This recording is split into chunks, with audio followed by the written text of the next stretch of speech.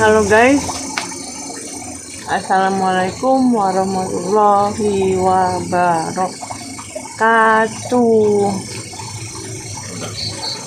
Malam ini kita mojok guys, gelap-gelapan di kebun sambil tafakur sambil makan rambutan. Dingin sih, tapi nggak apa-apa lah, tahan sedikit. Dan dingin itu kan enak kan, dingin enak. Terus sambil makan rambutan sambil ngobrol apa aja, tidak ada pertanyaan. Kadang suka bingung mau ngebahas apa, tentang apa gitu kan. Ya udah, nunggu ada yang bertanya, aku jawab, begitu kan. Bahwa malam ini kita bahas tentang manusia, misteri dalam diri manusia. Misteri dalam diri manusia.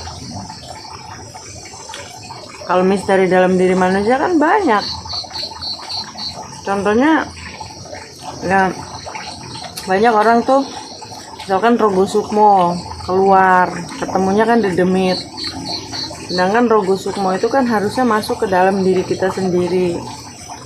Karena di dalam diri manusia atau di dalam diri kita sendiri aja banyak rahasia dan rahasia gitu. Di balik rahasia masih ada rahasia lagi, dan masih ada rahasia lagi terus. Nah, itu ibarat kata rahasia dan rahasia itu kan ruang-ruang kosong yang memang harus diisi. Diisi dengan apa? Diisi dengan, ya contohnya kayak manusia nih, makan gitu kan.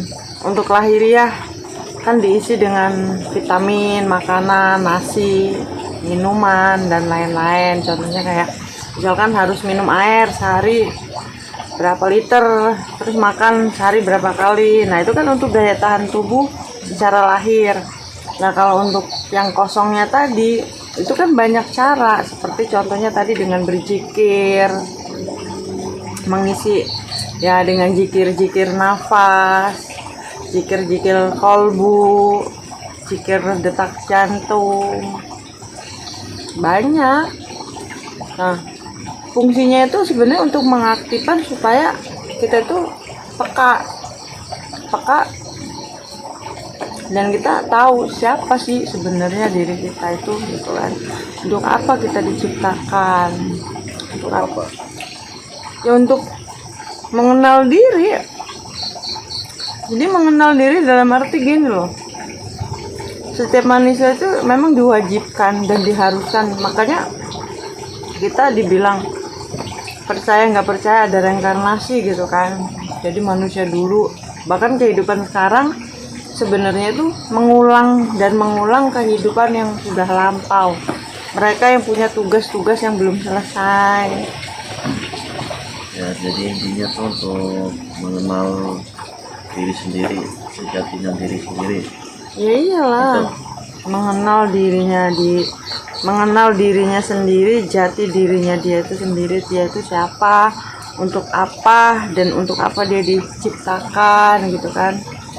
Untuk apa dia itu dibuat sampai pada ini menjadi khalifah atau penghuni, dikatakan pemimpin di muka bumi lah manusia kan, daripada makhluk-makhluk lain. Pantasnya berarti pas itu malaikat Jibril pertama kali menyampaikan wahyu kan bunyinya Iqra ya. Iqra berarti kan untuk membaca, baca dalam diri sendiri gitu. Membaca itu kan banyak, Iqra, bacalah gitu kan. Jadi kita tuh harus bisa membaca diri. Terutama tadi kan banyak orang merogoh semua keluar, kita membaca aja yang ada di dalam diri kita ini ada apa aja kan gitu. Terus selain itu juga untuk masalah yang bagian dalam, yang ruang-ruang kosong itu kan harus dibaca. apa fungsinya, manfaatnya, dan lain-lain kan seperti itu. Stop dulu. Next. Lanjut. Jadi intinya seperti itu. Iqra, bacalah. Bacalah itu kita tidak diperintahkan kita membaca yang hal-hal yang nggak penting. Contohnya kita tuh suruh membaca diri, mengaji rasa. Karena yang berhubungan dengan membaca itu banyak, ya kan. Kalau kita masuk ke dalam diri, yaitu tadi membaca dalam arti ruh kita itu dimasukkan ke dalam tubuh manusia, fungsinya apa. Terus ada kata bahasa Jawanya itu sedulur papat lima pancer. Itu mereka siapa dan dibuat dari apa, diciptakan dari apa. Atau istilah bahasa Islam, nama Islamnya tuh jin korin. Itu setiap manusia itu memiliki itu gitu loh. Brojol lahir di dunia itu bareng bersama jin. Makanya manusia bisa menjadi malaikat, ya kan. Bisa menjadi malaikat itu kalau memang dia sudah ya tidak memiliki nafsu gitu kan. Tapi nafsunya itu kan dia itu kadang manusia itu bisa melebihi binatang, bisa melebihi setan, bisa melebihi iblis, bisa melebihi jin jahatnya. Ini itu kan kalau bicara tentang nafsu kan ada apa? Ada 4 kan, ada 4 tingkatan, yaitu tadi sedulur papat lima pancer kalau bahasa Jawanya. Di Arabnya kan ada muamalah, mutmainah, Itu bahasa Arab, nafsu, yaitu bahasa Arab. Tetap 4 unsur gitu kan. Nah sebenarnya kita itu suruh membaca dan mengendalikan itu semua. Bukan berarti kita melawan, enggak. Untuk melawan kita nggak bisa gitu kan. Karena gurunya mereka itu lebih jago untuk masalah ilmu, lebih pinter untuk masalah hadis. Kalau kita lawan dengan ilmu-ilmu kita kalah, orang kita nggak ada apa-apanya kok. Makanya kan di situ kita itu harus tetap ya masuk itu bisa berdialog lah dengan guru sejati atau nur sejati yang ada di dalam diri kita sendiri itu tadi. Kalau bahasanya kan Nur Muhammad. Karena setiap manusia itu memiliki itu gitu kan. Nah, itu membaca itu aja semakin masuk.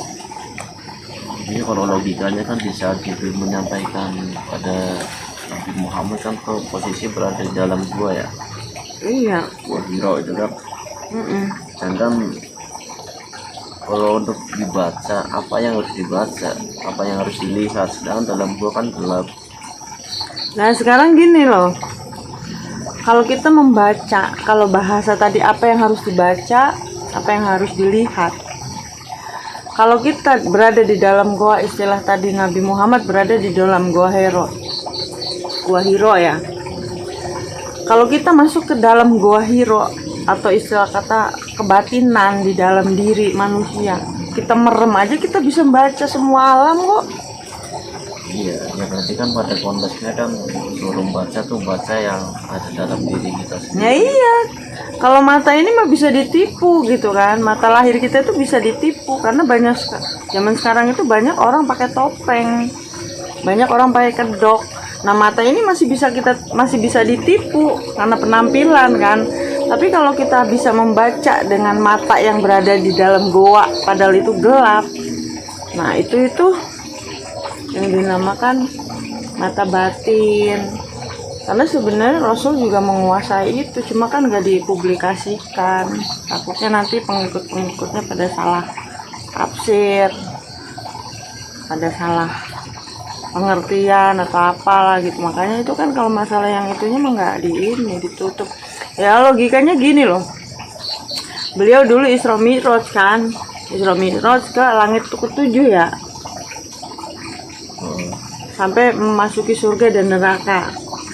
Tapi malaikat Jibril tidak bisa ikut ke dalam itu. Kenapa? Kenapa coba? Kenapa malaikat Jibril tidak bisa ikut masuk ke dalam itu?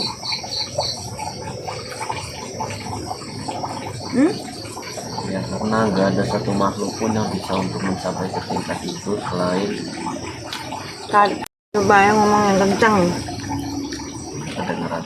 Dengeran lah. Iya, jadi kenapa dulu waktu Isra Mi'rajnya Nabi Muhammad itu malaikat Jibril itu tidak bisa mengikuti sampai ke bagian dalam? Ada apakah itu? Kenapakah itu?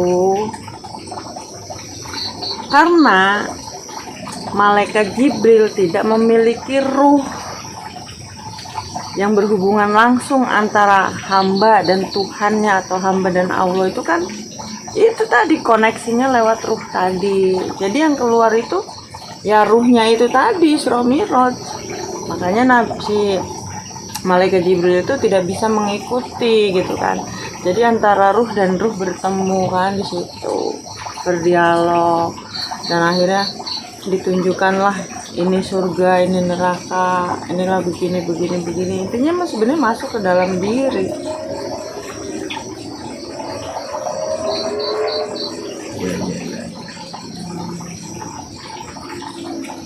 Begitu. Makanya kan banyak zaman sekarang tuh orang melek tapi buta. Kan matanya doang melek, tapi mata batinnya buta. Banyak orang nggak punya hati nurani kan, melakukan hal semena-mena untuk kepentingan pribadi, menjatuhkan orang lain. Banyak orang seperti itu karena ya itu tadi, dia nggak pernah membaca. Ya mungkin mereka tuh orang-orang yang masih tingkatannya masih di bawah lah, bisa dibilang. Bukan masalah tingkatan masih di bawah, manusia itu semua kodratnya itu sama. Cuma orang-orang yang seperti itu yang udah dikendalikan sama nafsunya, egonya, kemarahannya, keinginannya. Jadi tidak pernah memikirkan orang lain, yang dipikirkan hanya diri sendiri, yang gimana caranya dia sukses, dia kaya, dia berhasil, punya uang banyak, pada akhirnya menjatuhkan orang lain. Caranya dengan menyikut dan menjatuhkan orang lain, ya itu yang dia bisa. Cuma kan kalau dengan cara seperti itu tuh ibarat kata nggak lama, nggak langgeng. Kalau gitu senggol sono senggol sini demi suatu kepentingan pribadi, ketenaran ataupun apa itu tadi, kepentingan ya finansial lah, itu semua itu nggak akan lama, ada umurnya dan ada masanya gitu kan. Karena hukum alam sampai kapanpun itu berlaku. Makanya yang dikatakan itu hukum karma. Kalau bahasa zaman dulunya itu hukum karma. Kalau bahasa Islamnya itu apapun yang kau lakukan akan kembali ke dirimu sendiri. Sebenarnya kan ada kan itu, apapun yang kau buat semuanya itu menyakiti dirimu sendiri kan. Makanya kan Allah itu tidak pernah menyakiti siapapun. Allah tidak pernah mempersulit siapapun. Tapi manusia itu yang suka mempersulit dirinya sendiri gitu loh. Yang suka menyakiti dirinya sendiri, yang suka menjolimi dirinya sendiri. Nah itu sebenarnya. Kalau hidup ini kan pilihan. Kalau dia mau baik ya menjadi baik, kalau dia pilihannya jahat ya menjadi jahat. Tapi konsekuensinya ya itu tadi, apapun yang kita lakukan baik buruknya itu akan kembali lagi ke diri kita sendiri, bukan ke orang lain. Baik akan pulang kembali lagi kebaikan itu kepada diri kita. Contohnya misalkan kita menanam benih cabai, benih apapun itu yang kita tanam pasti tumbuhnya ya itu gitu loh. Gak mungkin kita nanam cabai tumbuhnya semangka gitu kan, gak mungkin. Jadi sesuai apa yang kita tanam. Di ayatnya tuh yang bunyinya wa may ya'mal misqala dzarratin khairan yarah. Barang siapa yang berbuat kebaikan seberat biji syarah, maka dia akan mendapatkan kebaikan pula. Ya, intinya apapun yang dilakukan ya kan, ya itu tadi, mau baik buruk akan kembali ke dirinya dia sendiri. Kalaupun memang tidak kembali ke dirinya sendiri, merasa kayak apa sih, ada istiroj ya, yang dia selalu dikasih kenikmatan terus seneng-seneng terus nggak ada susahnya gitu kan, ada ya. apa tadi istiroj, Ya, yang dia selalu dikasih kenikmatan, kesenangan, padahal dia ibarat kata pelaku, pendosa lah, selalu melakukan kecurangan-kecurangan, kejoliman-kejoliman, tapi tidak pernah dikasih apa namanya tuh teguran, ujian dan lain-lain, karena memang sengaja Tuhan itu membiarkan sampai pada ya di ujung usianya itu ditarik diseret-seret kali ya dari ubun-ubunnya itu ya. Jadi dipikir orang itu dia tuh ya karena tadi padahal dia melakukan maksiat, tapi nggak pernah ini memang Allah sengaja membiarkan kan itu, tapi kan pada akhirnya ya tunggu waktunya kan, seperti itu kan, tunggu waktu yang aku tetapkan gitu.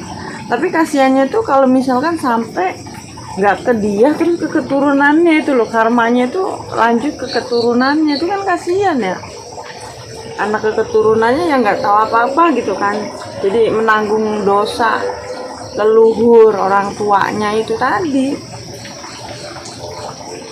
ya sebenarnya kalau itu enggak juga, nggak mungkin setiap orang menanggung dosa-dosa dari nenek moyangnya dahulu. Setiap orang kan menanggung perbuatannya masing-masing. Bukan masalah dosa, bos, bukan masalah dosa ya kan, perbuatan.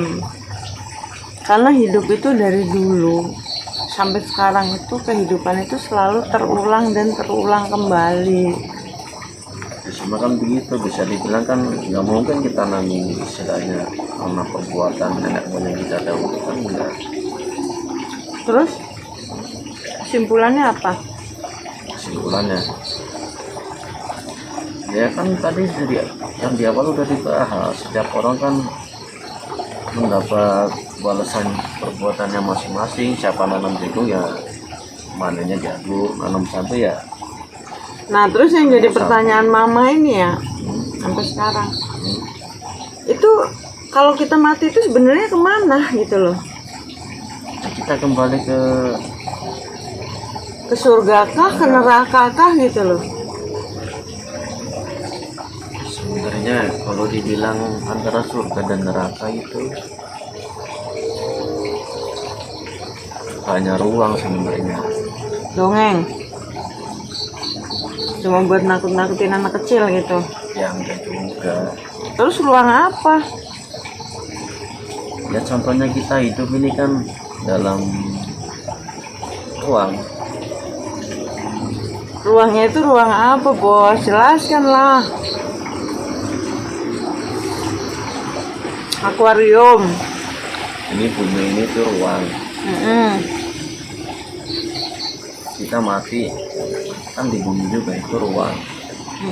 Dikubur. Iya. Bukan masalah itu kan yang dikubur jasad nih, Oh, raga. Nah, rohnya kan nggak ikut di situ juga kan? iya. Roh kembali ke alam roh ya. Di mana alam roh itu? Ya ngomong alam soal itu. Kok lu alam? Roh itu milik siapa? Milik Allah kan? Ya kembali ke Allah lah harusnya. Tapi kan masih banyak yang gentayangan.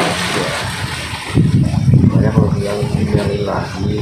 Innalillahi wa inna ilaihi rajiun. Yang tadinya dari Allah kembali kepada Allah kan. Nah roh itu kan kutiupkan sebagian ruhku ke dalam tubuh manusia. Berarti seharusnya ruh itu kan balik ke pemiliknya Allah kan, karena ruhnya. Nah kalau yang di dalam bumi, di dalam ruang bumi ini kan jasad, udah jadi bangke. Terus yang disiksa apanya?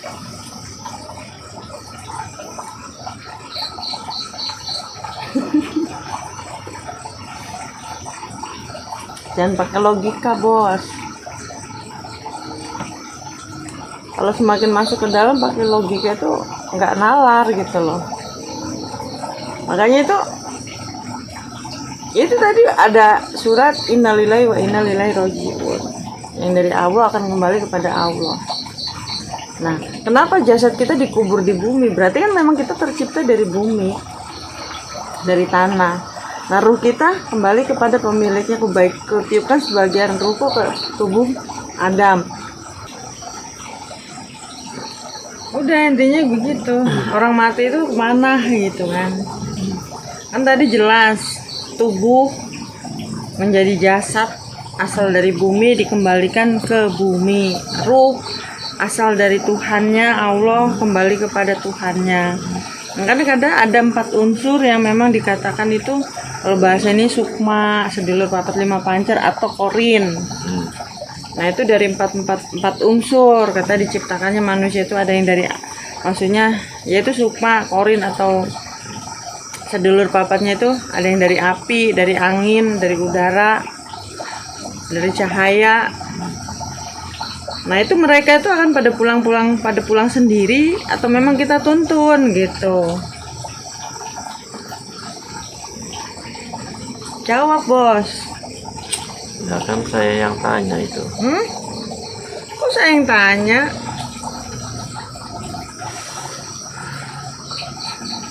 Jadi dari ruh kembali kepada ruh. Iya. Dari jasad Kembali ya tadi kan penciptaan Nabi Adam itu dari tubuhnya itu kan dibentuk unsurnya masing-masing. Unsurnya masing-masing gitu loh.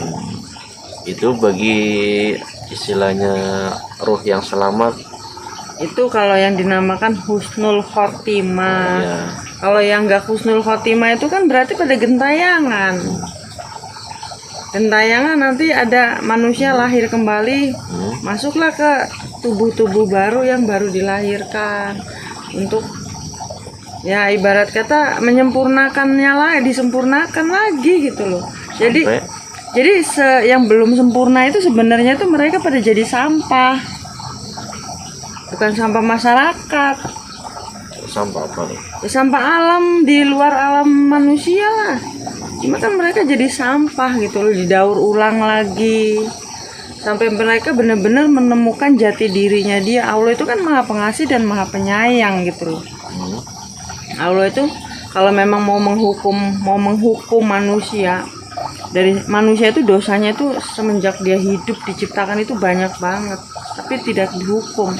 Bahkan kalau mereka bertobat itu kan pasti diampuni. Jadi pas baru dilahirin terus itu cuma kan dengan tubuh menanggung dosa. Bukan menanggung dosa gitu loh. Jadi kan yang dinamakan reinkarnasi, dihidupkan kembali. Jadi dia menjadi bayi seperti bayi baru lahir. Itu bayi baru lahir itu nah otomatis kan kayak dia punya kehidupan yang dulu nih, kehidupan yang lampau. Ya memang dia tuh memang punya perjalanan hidup yang belum selesai atau masih punya misi untuk mengenal dirinya. Masih dikasih kesempatan lah. Begitu. Dan terus begitu. Pokoknya kalau yang belum husnul khotimah ya itu jadi sampah.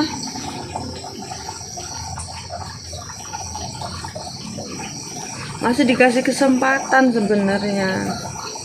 Cuma walaupun mereka reinkarnasi hidup kembali, cuma kan memori-memori yang lama itu udah hilang. Memori lama itu udah hilang. Nah nanti kalau memang udah pada waktunya memang mereka harus dibuka kembali. Saya merasa tidak asing gitu dengan kehidupan ini. Perasaan saya pernah di sini. Makanya kan kadang kita, padahal di tempat itu kita belum pernah memijak gitu, belum pernah sama sekali. Tapi kita merasa tidak asing. Begitu juga dengan misalkan kita ketemu siapa nih baru ketemu secara lahir, tapi kita merasa nggak asing gitu kan. Kayak udah pernah nggak asing dari sebelumnya itu kan memang udah pernah kenal, udah pernah dekat. Ya contohnya seperti itu. Tapi kalau menurut Islam kan korin-korin kita itu kan yang berhubungan itu tadi ke situ. Gitu. Nah itu terus begitu. Sampai nanti akhirnya bumi ini benar-benar dihancurkan. Itu udah nggak ada kesempatan lagi. Udah dihancur leburkan. Makanya Allah itu kan maha pengasih, maha penyayang, maha bijaksana. Menciptakan manusia itu dengan ya benar-benar makhluk yang benar-benar paling istimewa, paling sempurna gitu loh dibandingkan makhluk-makhluk lain. Dan kalau memang iblis, setan, jin dan yang lain-lain itu memang mereka tugasnya antagonis gitu loh. Jadi kita juga jangan serba menyalahkan mereka. Mereka udah dikasih skenario begitu, tinggal kitanya aja menjadi pemeran utama. Nice. Guys, lanjut. Ayo, silahkan, monggo. Ya intinya gini aja lah, kita itu hidup, makanya kan diadakannya agama ya kan, dari zamannya nabi itu kan membawa agama-agama gitu kan. Sebenarnya agama itu kan ya tujuannya sama gitu, cuma mereka caranya itu yang berbeda-beda itu tadi kan. Sebenarnya kalau masalah kitab juga dari zaman dulu itu sebenarnya kitab itu satu. Semua agama sama loh. Ya bukan semua agama sama, tujuan mereka tuh sama, mencari Tuhan, mengenal Tuhan ya kan. Gitu. Nah contohnya gini loh, Allah menciptakan kitab. Kenapa Allah mesti menciptakan 4 kitab? Sebenarnya bukan menciptakan 4 kitab, tapi kitab pertama itu kan misalkan baru 1/4 kitab itu dibuat. Nah itu diturunkan kepada Nabi Daud ya. Nah kitab kedua ditambah lagi isinya, diturunkan kepada Nabi Musa. Dan kitab ketiga ditambah lagi isinya, dibawa oleh Nabi Isa. Dan pada akhirnya Allah menyempurnakan dari 3 kitab tadi menjadi 1 kitab, yaitu Al-Quran. Nah di situ Al-Quran itu ya memang benar-benar isinya full, jadi disempurnakan di situ. Jadi yang tidak ada di kitab-kitab lain itu di Al-Quran itu ada semua. Itu bos. Makanya sebenarnya agama itu dari dulu tuh cuma 1. Namanya agama itu kan sebenarnya untuk perdamaian, untuk keadilan, untuk ya membentuk kasih sayang gitu kan. Makanya kadang kalau yang nggak paham di sini kan yang non muslim gitu, yang di luar Islam itu mengecap itu agama Islam itu anarkis.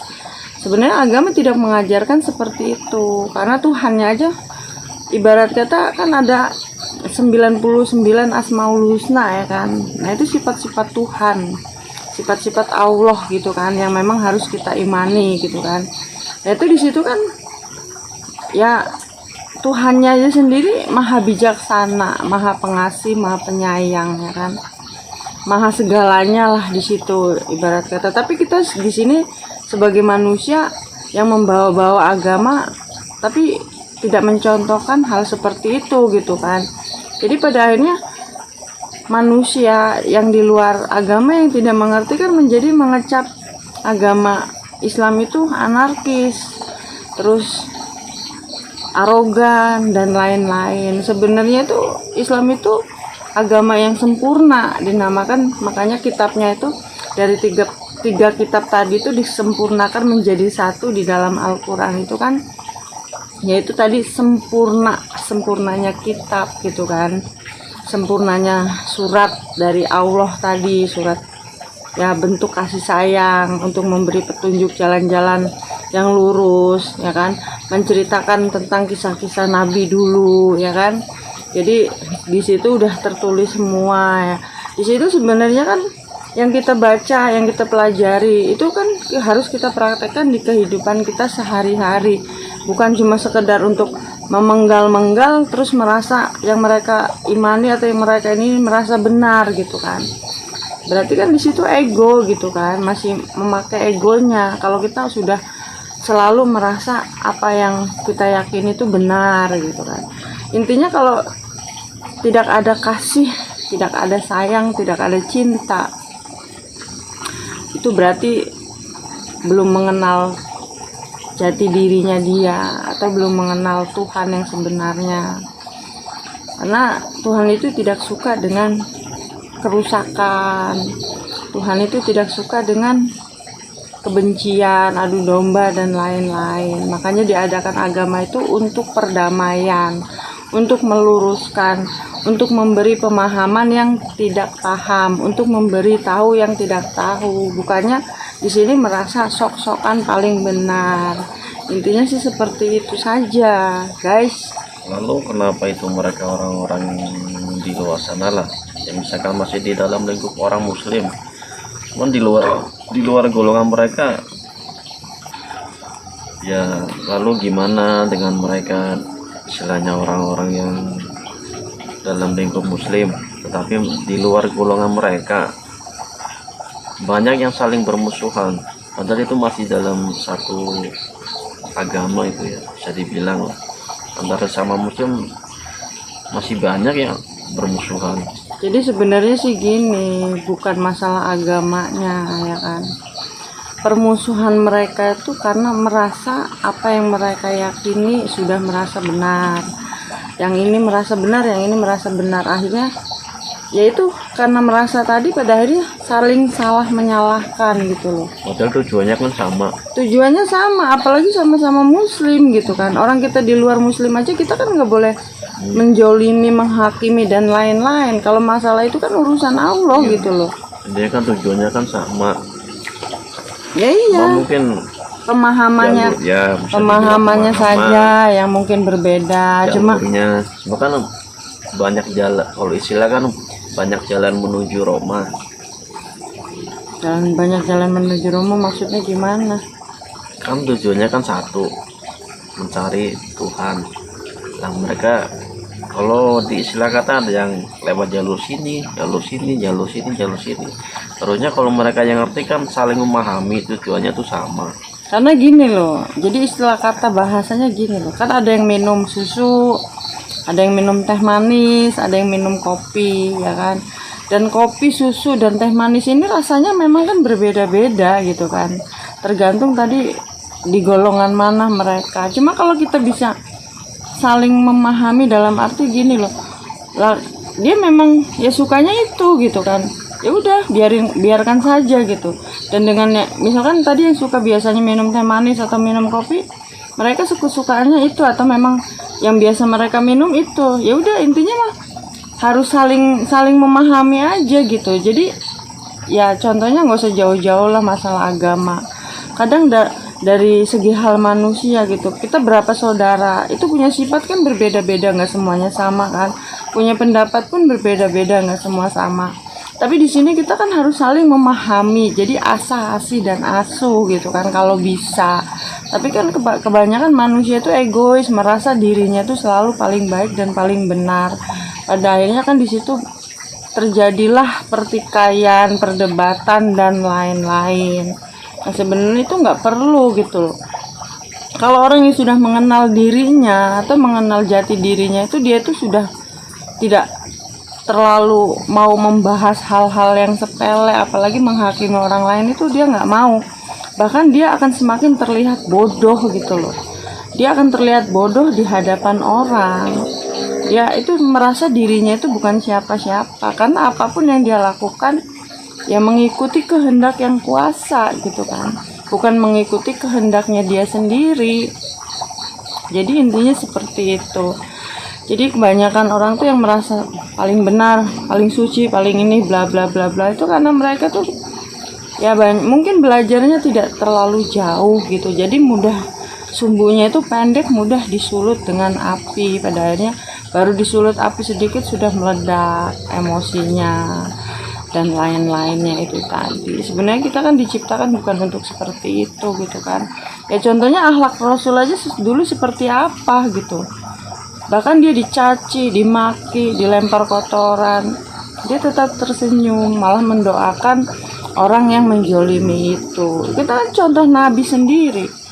Makanya kan ibarat kata zaman sekarang tuh tidak ada yang mencontoh akhlaknya Rasul, itu jarang gitu kan. Ya mereka merasa beragama dengan benar, tapi ya itu menuding orang itu salah. Bahkan di luar agama mereka dianggapnya nggak benar kan gitu. Sebenarnya kan nggak seperti itu. Ini benar nggak benernya cuma Allah yang tahu lah gitu kan. Diterima amal ibadahnya juga cuma Allah yang tahu. Kita cuma manusia biasa yang cuma tinggal melakukan hal yang terbaik memang yang diperintahkan dalam surat, ayat, hadis dan lain-lain, itu tinggal lakukan saja. Jadi nggak usah terlalu mengklaim, menjolimi atau menghakimi siapapun itu. Jangan, kita tidak punya hak untuk ke arah situ. Oke, bos. Oke, cukup ya. Oke. Malam. Oke guys, untuk pembahasan malam ini sampai di sini dulu ya. Nanti kita lanjut di cerita-cerita berikutnya. terus ikutin channel aku terus, dan dukung dengan komen, like, dan subscribe-nya. Loncengnya jangan lupa ya, supaya kalau ada video-video baru kalian langsung tahu. Terima kasih buat semuanya. Semoga kalian selalu diberi kesehatan, dimudahkan segala urusannya, dilancarkan juga rezekinya ya guys. Ya, motivasinya sih seperti itu aja. Kita jangan terlalu banyak menghakimi orang lain. Lebih baik kita berkaca kepada diri sendiri, karena banyak zaman sekarang itu gini, banyak orang memberi contoh, ibarat kata kita itu panutan. Kita itu panutan seseorang itu ibarat kata seperti kayak cermin. Cermin itu kan bisa buat berkaca, harus benar-benar bening. Kalau cermin itu butek, otomatis yang ngaca pun akan butek, nggak ada bening-beningnya. Intinya sih seperti itu saja. Jadi kalau memang kita memberi nasihat, memberi masukan kepada orang lain, itu jangan menghakimi, karena mereka itu ya melakukan sesuatu mungkin karena memang tidak tahu. Makanya di sini yang sudah tahu, yang sudah berilmu, ataupun yang sudah banyak pengalamannya dan lain-lain, itu kalau bisa untuk ke yang tidak tahu ya diberitahu lah.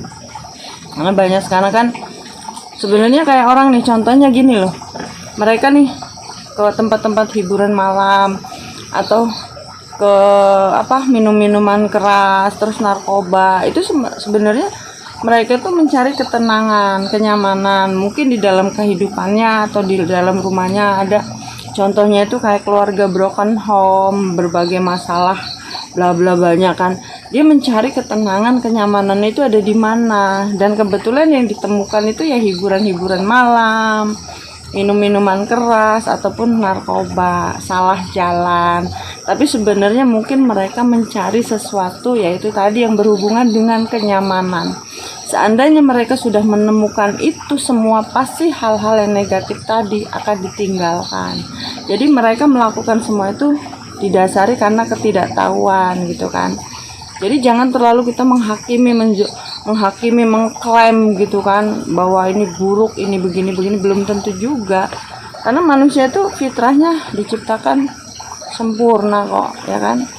Ibarat kata nggak ada yang tercela sedikit pun ataupun kekurangan sedikit pun gitu.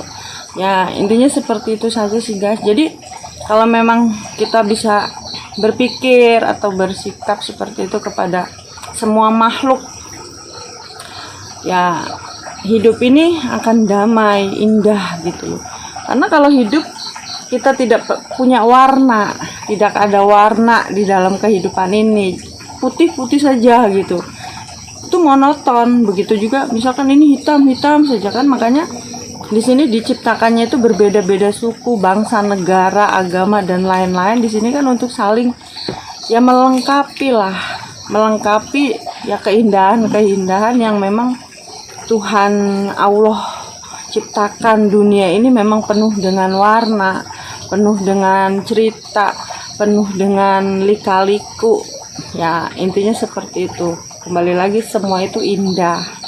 Jadi jangan dibuat jadi tidak indah, jangan dirusak keindahan itu jadi buruk atau jadi tidak enak lah. Pada akhirnya tidak ada kenyamanan di dalam diri, tidak ada kenyamanan di dalam rumah, tidak ada kenyamanan di luar ataupun di dalam negara ini termasuknya kan.